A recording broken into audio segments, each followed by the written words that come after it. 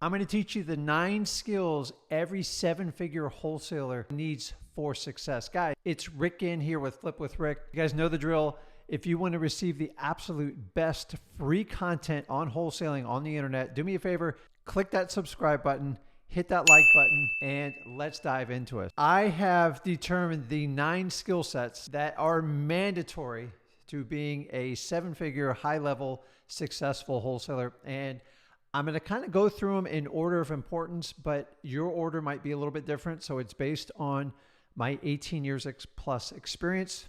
So let's dive in. Listen, number 1, you have to have a goal. You have to have an outcome.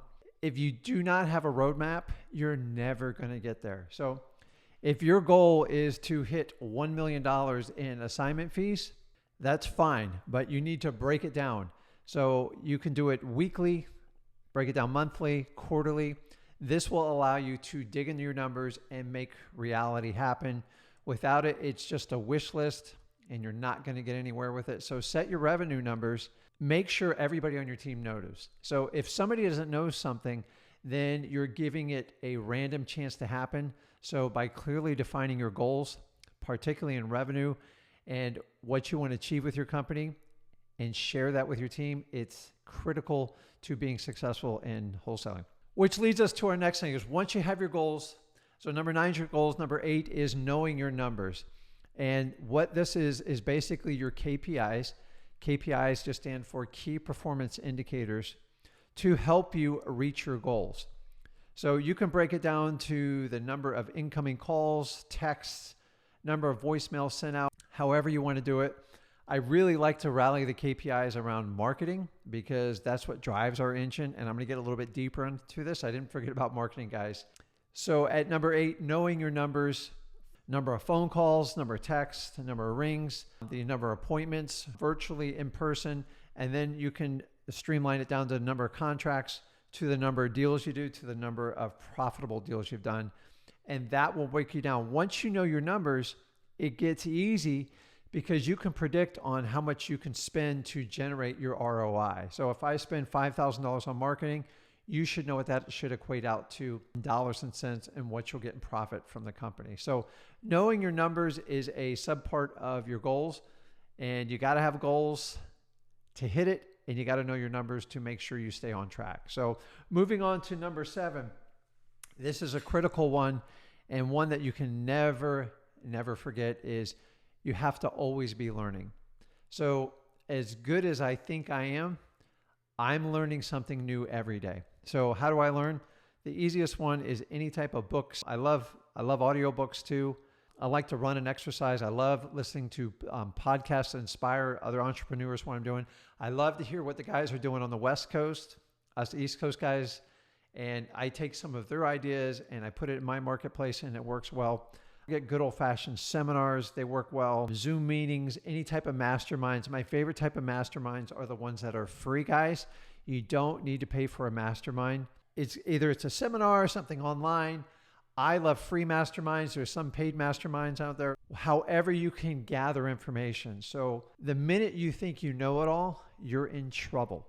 So I've been doing this 18 plus years and I learn something new every day. Either I learn it from Zach, I learned it from my acquisitions guys. I learned it from my broker, my realtor, my wife. Guys, always be open to new concepts to help grow your business. The minute you know everything, you know nothing. And I'm just telling you right now, is a lot of my business growth over the last 3 to 5 years is me being open to new content. Number 6, this one kind of goes without saying, and I'm not going to go deep into this, but you must become a master in negotiating to be a super successful 7-figure wholesaler. When I say negotiations, it's not your typical used car salesman. This would be in a video all by itself. Is you want to go out and find the best way to negotiate.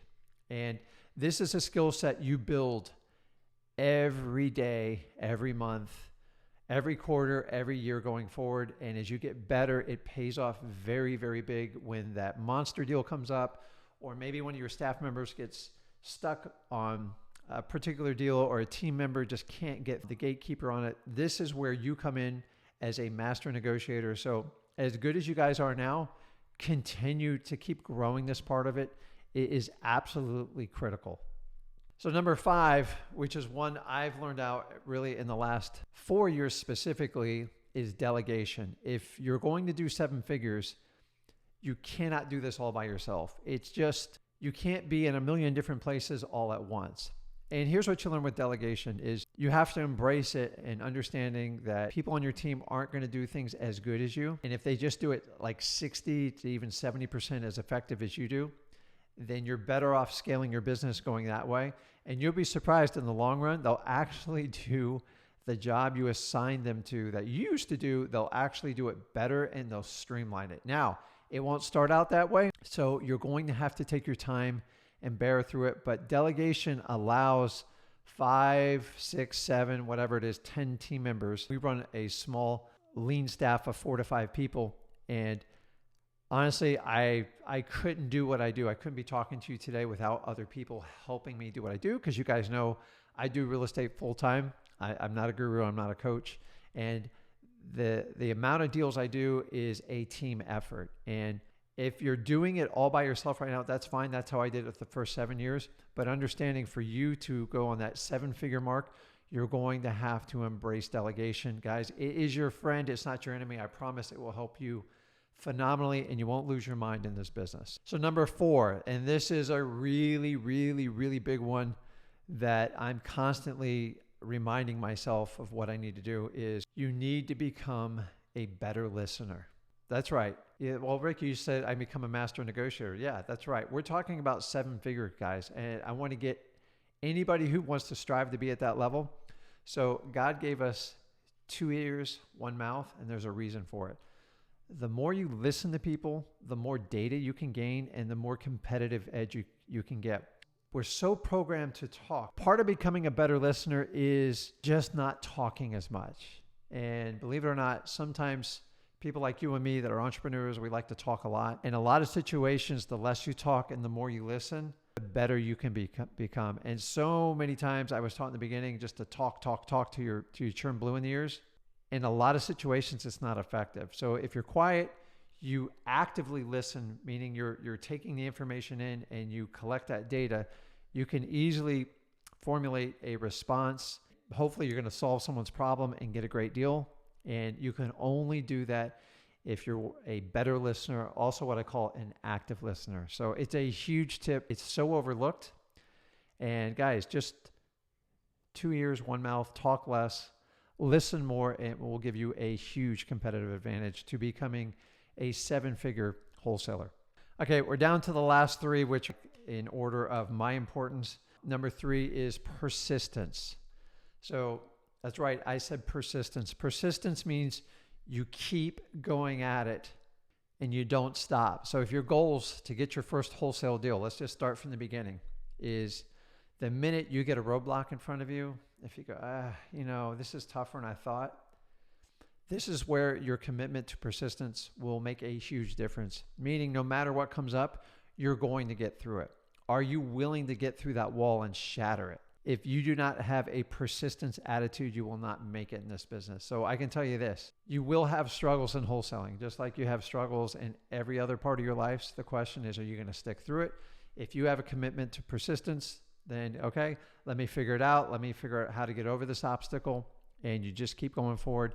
It's never this straight line going up. It's always kind of like this. But if you're not persistent, you just stop. And if you stop, you have no shot at being a 7-figure level wholesaler. So make sure persistence is in your formula for being a successful wholesaler. Number 2, which is probably the biggest mistake I see most wholesalers that are striving to hit that 7-figure mark as they struggle in, is marketing. So you have to have a consistent marketing effort. Consistent marketing. If you planned on spending $50,000 for the year, break it down for, if you're going to spread it over 12 months, and make sure every month you spend your marketing. It doesn't mean you ignore the data. So if you have an off month, you can shift some of your marketing. You can use another medium by texting over voicemail. You can do direct mailers. You can do Facebook ads, whatever it is. But the minute you stop marketing, you're going to be on this massive roller coaster ride, and it's painful. And I'm telling you, I made this mistake for years. I would run around, I would spend X amount of dollars on marketing.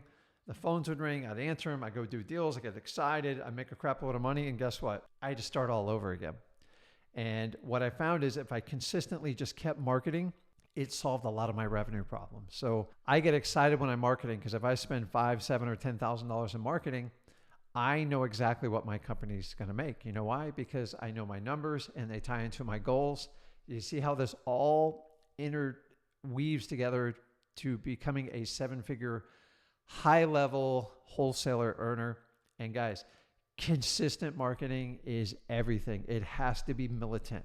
Put one person in your organization, even if you're just a solo person or you have a partner, somebody has to be in charge. If the marketing has to go out by the end of the month, no matter what happens, that marketing has to go out at the end of the month. And if Susie's on vacation or Joey's not feeling good, somebody needs to take over that task. It is one of the highest level functions to becoming a 7-figure wholesaler is consistent marketing. Without it, you won't have consistency and you're going to have numbers all over the board. Without marketing, guys, we have nothing. So please, consistent marketing at number 2. It is critical. Make sure every month you're dialing it in. It doesn't mean you can't make shifts or make changes. That's fine. But you always have to be marketing. Marketing doesn't guarantee you revenue, but it gives you the best shot, in my opinion. Okay, so here we are on the last one. And you're probably not even going to guess this one, but it's the biggest thing I find people who get into wholesaling, especially after their first year or first 2, you kind of get this attitude like, I kind of know everything. So I taught you earlier is you always want to be learning, and that still sticks. But here's the big takeaway. At number 1, the number 1 thing to be a successful 7-figure wholesaler and to be massively successful is let your ego go. Put it on the wayside. Your ego has this game of always trying to make sure you're absolutely right in what you do. And it will prevent you from making good business decisions, in my opinion. Your ego is just your subconscious and your conscious mind telling you to make you feel better. And as a business owner, it's not always about you being right or you feeling better. It's about what's doing right for the company and always guiding the company to profitable revenue streams and letting people meet their full potential by having the company meet their goals. If an owner has a huge ego, and you guys have all seen it, he or she, if the ego takes over, it's about them. It's no longer about the company, and it's just a matter of time before it fails. So guys, the biggest thing you can take away from this to be a master 7-figure wholesaler is make sure you put your ego aside. Your ego is a self-serving purpose, and although it'll make you feel temporarily better, it will screw your business up bad. So you have to be open to new ideas. It doesn't mean you vet them. It doesn't mean you let everything go by. But if you think you know it all and you're dead set and you're going to let your ego run it, it's going to be problematic. So these are my top 9 tips to becoming a 7-figure successful, highly successful wholesalers. Guys, do me a favor, share in the comments, what do you think?